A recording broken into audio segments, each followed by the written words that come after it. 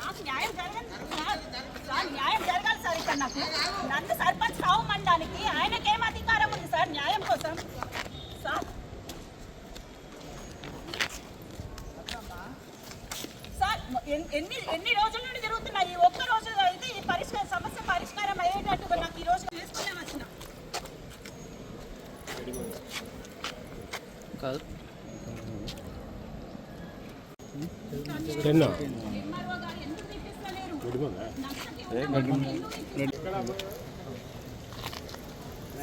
అది నాకు న్యాయం జరగదు, అది ఒక్కటే కాదు సార్. అది నాకు న్యాయం జరిగితే మందు ఏంటి సార్, ఇంకా చాలా ఉంటాయి. నాకు న్యాయం జరగాలి ఇక్కడ. నాకు సార్ నాకు న్యాయం జరగాలి సార్. ఫస్ట్ న్యాయం జరగాలి. నేను నాకు ఇవన్నీ కాదు సార్, నాకు న్యాయం కావాలంటే.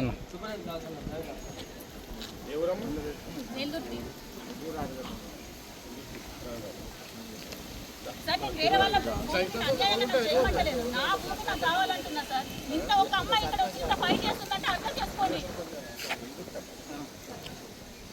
5 నిమిషాల పరిష్కారంకి నన్ను ఇన్ని సంవత్సరాలు ఎందుకు తిరుగుతున్నారు? ఇంత ఇబ్బంది అలసిపోయి ఉన్నా సార్.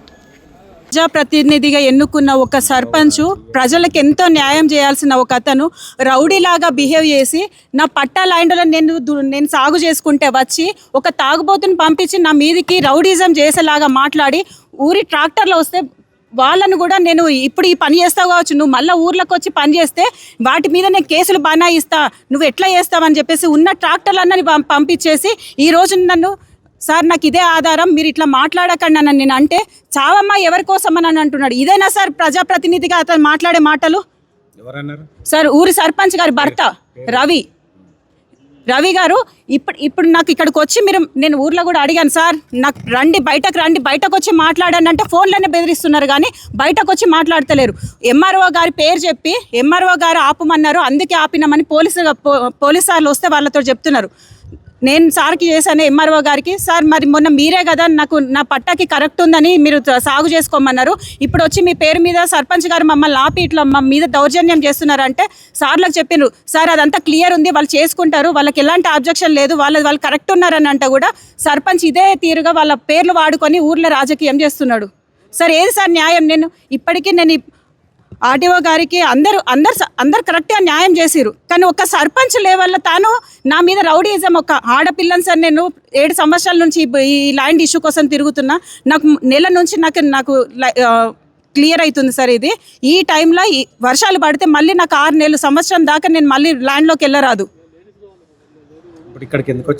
సార్ నాకు ఎక్కడైతే సర్పంచ్ ఊర్లో చచ్చిపోమనంటే ఊర్లో ఎందుకు సార్ నాకు అన్న తమ్ముళ్ళు లేరు, ఒక్కటే సిస్టర్ సార్, తనని కూడా రావద్దు అని చెప్పేసి మా మరిది వచ్చి ఒక డిపార్ట్మెంట్ అని చెప్పేసి తన మీద చర్యలు తీసుకుంటాను, తన మీద కేసులు బనాయిస్తా అని చెప్తున్నారు సార్.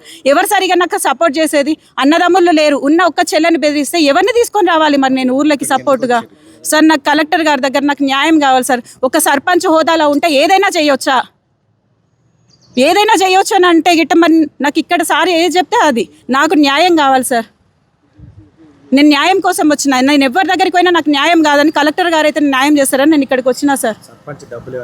సార్ సర్పంచ్ అతను ఒక రైతు దగ్గర ఒక 2 గుంటలు అది ఏదైతే నక్షకున్న ఒర్రే ప్లేస్ అది ఎట్లాగో వాళ్ళు చేసుకోవడానికి లేదు, ఎవరు సాగు చేసుకోవడానికి లేదు. ఆ భూమి కోసం నా దాంట్లో నా ల్యాండ్లో ఉన్న 20 గుంటల భూమి కోసం ఎందుకు సార్ ఫైట్ చేస్తున్నాడు తను? ఎందుకు సార్? నేను కూడా రైతునే కదా, నేను ఆ ఊరి ఆడబిడ్డనే కదా. నన్ను అన్యాయం చేయడం ఎందుకు? వాళ్ళ దిక్కు సపోర్ట్ చేయండి, న్యాయం దిక్కు సపోర్ట్ చేయండి. నేను తానైనా చెప్తున్నా, న్యాయం దిక్కు మాట్లాడండి.